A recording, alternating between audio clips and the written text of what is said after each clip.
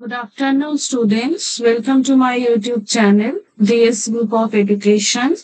আশা করছি তোমরা সবাই খুব ভালো আছো এবং তোমাদের উচ্চ মাধ্যমিক এর প্রিপারেশন খুব ভালো চলছে। আজকে আমি তোমাদের খুব গুরুত্বপূর্ণ একটা টপিক নিয়ে ডিসকাশন করব, যেখান থেকে প্রত্যেক বছর উচ্চ মাধ্যমিক নিউট্রিশনে কোশ্চেন আসে। তার নাম হচ্ছে ভেজাল খাদ্য। তোমরা যদি এখনো পর্যন্ত আমার টেলিগ্রাম চ্যানেলে জয়েন না করে থাকো, তাহলে এটা আমার টেলিগ্রাম চ্যানেলের লিঙ্ক এবং নামটি দেখে তোমরা কিন্তু অবশ্যই জয়েন করবে। এখানে প্রত্যেকটা ক্লাসের নোটিফিকেশন এবং প্রত্যেকটা ক্লাসের পিডিএফ কিন্তু তোমরা পেয়ে যাবে।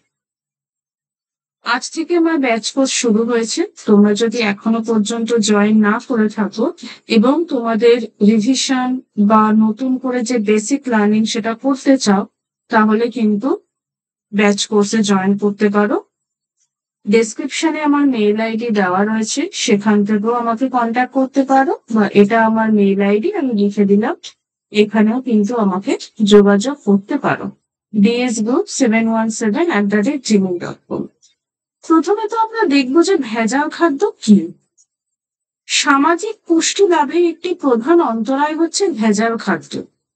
সরকারি হিসাব মতো বাজারে প্রায় শতকরা 25 থেকে 30 ভাগ খাদ্যই ভেজাল। তাহলে ভেজাল আমরা এটা জানলাম যে এটা খারাপ কিছু। খারাপ মানে স্বাস্থ্যকর নয়।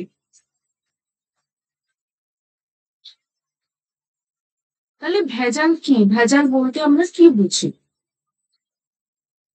ভারত সরকারের ভেজাল প্রতিরোধ prevention of food adulteration PFA full form important বিধি অনুযায়ী নিম্নলিখিত খাদ্যকে ভেজাল বলে আমরা গণ্য করব যখন এইখানে যে প্যারামিটার্স গুলো বা যে ক্যারেক্টারিস্টিক্স গুলো দেওয়া রয়েছে সেগুলো যখন পাবে। প্রথম বলেছে কোনো খাদ্যদ্রব্যের প্রকৃতি ও গুণগত মান যদি সঠিক না থাকে, খাদ্যে কোনো ক্ষতিকর পদার্থ যদি যোগ করা হয়, অর্থাৎ আমি ধরলাম চালের মধ্যে কাঁকড় যোগ করা হলো, তাহলে কিন্তু সেটা হয়ে যাবে ভেজাল খাদ্য।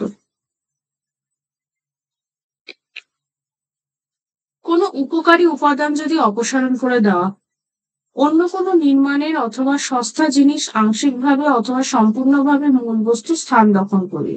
আংশিকভাবে মানে 50-50 রেশিওতে, আর পূর্ণ মানে 100%। তার মানে যে জিনিসটা আমি কিনতে গেছিলাম, আমি অ্যাকচুয়ালি কিনে আনলাম একটা ডুপ্লিকেট জিনিস। খাদ্যে অপরিমিত রং ব্যবহার করা হয়। খাদ্যে অনুমোদিত নয় এমন রং মানে ব্যান্ড কালার, যেগুলো খাদ্যে দেওয়ার নিয়ম নেই, এই পিএফএ সেগুলোকে ব্যান্ড করে দিয়েছে, সেই রংগুলোকে যদি ব্যবহার করা হয়। নিষিদ্ধ সংরক্ষণকারী পদার্থ যদি ব্যবহার করা হয়, তার মানে প্রিজারভেটিভ।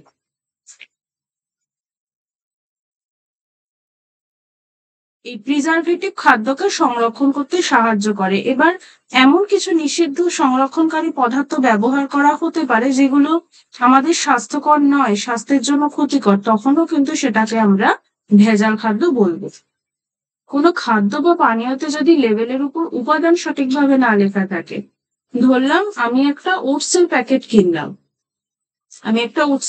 কিনলাম, এবার আমরা যদি প্যাকেটের পিছনে দেখি নিউট্রিশনাল ইনফরমেশন বলে একটা অপশন থাকে, তাই না? আমরা দেখে থাকি যে ওখানে কতটা কার্বোহাইড্রেট, কতটা ফ্যাট, প্রোটিন ইত্যাদি সব লিপিবদ্ধ থাকে। যদি সেটা না থাকে, তাহলে সেটাও কিন্তু ভেজাল খাদ্যের মধ্যে যাবে, কারণ এটা সরকারি নিয়ম যে প্রত্যেকটি খাদ্যবস্তুর খাদ্য মূল্য কিন্তু প্যাকেটের গায়ে মেনশন করা থাকবে। আমরা তো দেখলাম যে ভেজাল খাদ্য কাকে বলা হয়, কিন্তু ভেজাল কেন দিচ্ছি? ভেজাল দেওয়ার কারণ কি?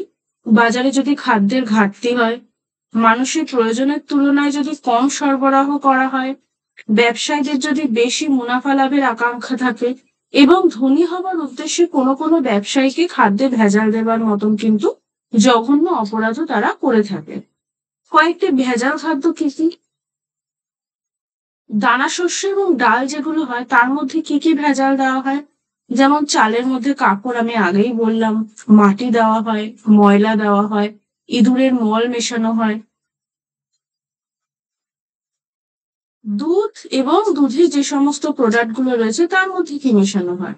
জল মেশানো হয়, স্টার্চ মেশানো হয়, সন্দেশ, রসগোল্লা ইত্যাদিতে মেটানিল ইয়েলো বা গ্রিন নামক কিছু ব্যান্ড কালার রয়েছে,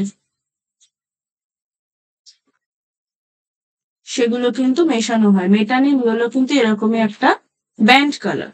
আর কি, ঘি এবং মাখন তেল, খাঁটি ঘিতে বনস্পতি মেশানো হয়, মাখনে আলু সিদ্ধ মেশানো হয়, পাকা কলা, অন্যান্য স্টার্চ মেশানো হয়। সর্ষের তেলে শিয়াল কাটা বা আর্জিমন অয়েল মেশানো হয়, অর্থ ট্রাইক্লিসাইল ফসফেট মেশানো হয়, খারাপ বিষার তেল মেশানো হয়, খনিজ তেল মেশানো হয়, বিভিন্ন জন্তুর চর্বি মেশানো হয়, বনস্পতিতে সস্তা ভোজ্য তেল মেশানো হয়। এই সমস্ত জিনিসগুলো কিন্তু ভেজাল, এবং এই জিনিসগুলো ভালো জিনিসের সাথে মিশিয়ে কিন্তু বাজারে বিক্রি করা হয়। যে সমস্ত বেভারেজেস রয়েছে বা পানীয় রয়েছে তার মধ্যে কি মেশানো হয়? চা বা কফির মধ্যে কাঠের গুঁড়ো মেশানো হয়, ব্যবহার করা চা মেশানো হয়, খেজুর অথবা তেঁতুলের বীজের গুঁড়ো ইত্যাদি মেশানো হয়। মশলা, আমরা বাড়িতে রান্নার সময় মায়েরা যে মশলা ব্যবহার করে থাকে সেই মশলাতেও কিন্তু ভেজাল মেশানো হয়। সেই ভেজালগুলো কি কি? গোটা হলুদে lead chromate, metanil yellow, coal tar, গুঁড়ো মশলার কৃত্রিম নিষিদ্ধ রং মেশানো হয়, সুগন্ধি বার করে নেওয়া মশলা মেশানো হয়, ধনের গুঁড়োতে ঘোড়ার মল, কাঠের গুঁড়ো মেশানো হয়, সর্ষেতে আর্জিমন বীজ মেশানো হয়, এবং গোলমরিচে পেঁপের বীজ পর্যন্ত কিন্তু মেশানো হয়।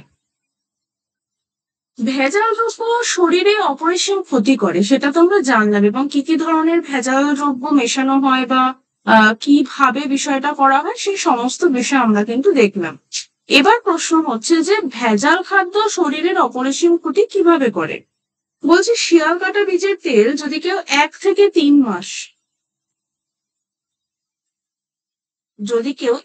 3 মাস খায় তাহলে তার ড্রপসি হবে, অথবা পা ফোলা, যেটাকে অনেক সময় ইডিমাও বলা হয়, এবং বিভিন্ন রকমের যকৃতের গোলযোগ দেখা যাবে, হৃৎপিণ্ডের গোলযোগ দেখা যাবে, এমনকি কার্ডিয়াক অ্যারেস্ট পর্যন্ত হবে। এবং এই যে অর্থ ট্রাইফসফেট যেটা রয়েছে, আমরা আগেও দেখলাম, অর্থ ট্রাইফসফেট, এটা একটি তেলের মতো পদার্থ যা মানুষকে চিরদিনের মতন পঙ্গু করে দেয়, হাত পা অসাড় করে দেয়, এবং আমরা দেখলাম সেটা কিন্তু তেলের মধ্যে মেশানো হয়। বিষাদযুক্ত তেল যদি ভিটামিন এ এবং ডি শোষণে বাধা দেয়, এই যে আমাদের দুটো উপকারী ভিটামিন রয়েছে যেটা আমরা অলরেডি ক্লাস 11-এ পড়েছি, যে ভিটামিন এ এবং ডি আমাদের চোখের পক্ষে, আমাদের হাড়ের পক্ষে কতটা উপকারী, এবং এদের শোষণে বাধা দিচ্ছে বিষাদযুক্ত তেল। শাকসবজি তাজা দেখাবার জন্য যে কৃত্রিম রং সবজিতে মেশানো হয় তাতে কিন্তু যকৃৎ, ফুসফুস এবং জনন অস্থিতে ক্যান্সারের প্রবণতা ঘটিয়ে থাকে। এবার আমরা দেখলাম যে খাদ্যে ভেজাল দেওয়াটা অ্যাকচুয়ালি অপরাধ একটি কাজ, এবং এই অপরাধ কাজের কিন্তু কিছু ভারতীয় দণ্ডবিধিও রয়েছে। 1954 সালের পিএফএ 11 পরিবর্তন এবং কঠোর করে 1976 সালে সংশোধন করা হয়। এতে ভেজালকারীকে নিম্নলিখিত শাস্তিদানের ব্যবস্থাও কিন্তু করা হয়েছে। কি কি? ক্ষতিকর নয় এমন ভেজালের জন্য 6 মাস থেকে 6 বছর, কি বলছে, ক্ষতিকর নয় এমন ভেজালের জন্য 6 মাস থেকে 6 বছর পর্যন্ত কারাবাস ও কমপক্ষে 1000 টাকা জরিমানা। ক্ষতিকর ভেজালের জন্য 6 মাস কারাবাস এবং 2000 টাকা জরিমানা। ভেজাল খাদ্যের মৃত্যু কিংবা দৈহিক ক্ষতি হলে ভেজালকারীর যাবজ্জীবন কারাবাস ও 50,000 টাকা জরিমানা হতে পারে। কিন্তু সব থেকে মূল কথা হলো যে ক্রেতা সাধারণ ভেজাল সম্বন্ধে সচেতন না হলে শুধু আইন করে কিন্তু ভেজাল বন্ধ সম্ভব নয়। আমাদেরকে জানতে হবে, যখন আজকে আমরা এই বিষয়টা করলাম, এই বিষয়টা সম্পর্কে আমাদের যে ধারণা সেটা স্পষ্ট হলো। এবার আমরা আমাদের পরিবারকে জানাবো, পরিবারের লোক আরো 5 জনকে জানাবে। এইভাবে যে সচেতনতা আমরা বাড়াতে পারছি, তার মাধ্যমেই কিন্তু ভেজাল খাদ্য সম্পর্কে একটা ধারণা আমরা মানুষের মধ্যে দিতে পারবো, এবং তার মাধ্যমেই আমরা এই বিষয়টাকে কমব্যাট করতে পারবো। কিন্তু যদি কারোর ভেজাল খাদ্য সম্পর্কে কোনো রকম ধারণাই না থাকে, তাহলে কিন্তু এই বিষয়টা কোনোভাবেই নির্মূল করা সম্ভব না। বলছে ভারত সরকার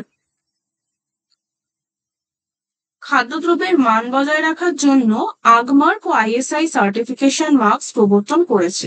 এবারে আইএসআইটা কি? এই আইএসআই মার্ক দ্বারা কিন্তু আমরা খাদ্যদ্রব্যের যে মান বা স্ট্যান্ডার্ড সেটা বুঝতে পারি, ইন্ডিয়ান স্ট্যান্ডার্ডস ইনস্টিটিউশন। আর এই যে আগমার্ক, এই আগমার্কের মাধ্যমেও কিন্তু স্ট্যান্ডার্ডাইজেশনটা বোঝা যায়। আজকের ক্লাসে আমরা এইটুকু জানলাম। পরবর্তী ক্লাসে আমি আবার নতুন একটা টপিক নিয়ে তোমাদের কাছে হাজির হব এবং খুব শিগগিরই তোমাদের জন্য প্রত্যেকটা চ্যাপ্টারের অন্তর্গত এবং প্রত্যেকটা পরিচ্ছেদ অনুযায়ী কিন্তু ভিডিও আসতে চলেছে। তোমরা অবশ্যই চ্যানেলটাকে সাবস্ক্রাইব করে রাখবে, লাইক করবে এবং বন্ধু বান্ধবীদের সাথে শেয়ার করবে। সম্পূর্ণ ফ্রিতে তোমরা এই ভিডিওগুলো অ্যাক্সেস করতে পারবে এবং তোমাদের কোনো রকম কোয়ারি থাকলে, কোনো রকম ডাউট থাকলে কিন্তু তোমরা কমেন্টে করতে পারবে এবং এই উপরে দেওয়া যে লিঙ্কটা রয়েছে, টেলিগ্রামের যে নামটা রয়েছে ডিএস গ্রুপ অফ এডুকেশন, সেটা অবশ্যই কিন্তু তোমরা জয়েন করে নাও। এখানে তোমরা ফ্রিতে এই নোটসটা পেয়ে যাবে এবং আরো বিভিন্ন জিনিসপত্রের নোটিফিকেশনও কিন্তু তোমরা এই চ্যানেলটাকে অবশ্যই সাবস্ক্রাইব করবে, লাইক করবে এবং শেয়ার। Thank you.